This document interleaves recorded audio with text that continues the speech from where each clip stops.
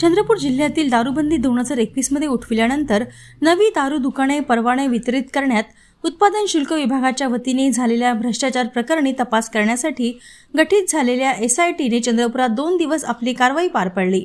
दारू दुकाने परवाने वितरित करण्यासंदर्भातील सर्वच तक्रारींचा आढावा SIT घेत आहे।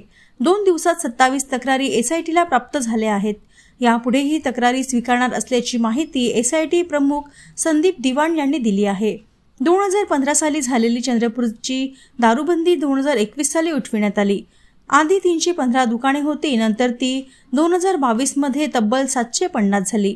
उत्पादन शुल्क खात्याने चंद्रपूर जिल्ह्याला केवळ उत्पन्नाचे साधन म्हणून पाहिले, त्यामुळेच बहुतांश परवाने मंजूर करताना नियमभंग केले गेले। या विरोधात ओरड झाली। मधल्या काळात चंद्रपूर उत्पादन शुल्क विभागाचे अधीक्षक आणि 2 बडे अधिकारी लाच प्रकरणात अडकले आणि निलंबित झाले। तेव्हा कुठे हा भ्रष्टाचार हिमनग असल्याचे लक्षात आले। SIT इथला भ्रष्टाचार खणून काढेल अशी आशा चंद्रपूरकरांना आहे। कालपासून मी आता लोकांना भेटीसाठी वेळ दिलेला होता।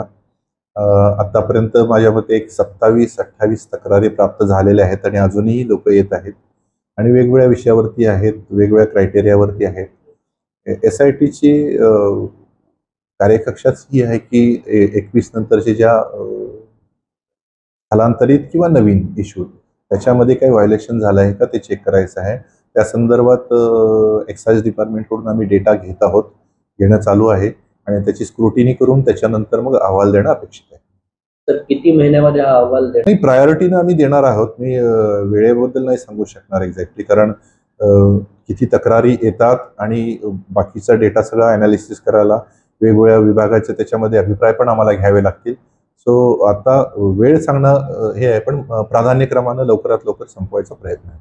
तर एक्साइज डिपार्टमेंटचे SP आणि काही लोक नाही, आता याच्याशी रिलेटेड ज्या गोष्टी असतील त्याची चौकशी होणारच आहे। म्हणजे हे परवाने संदर्भात आहे, तर त्या कॉन्टेक्स्ट मध्ये ज्या गोष्टी होतील त्याची चौकशी राहणार आहे।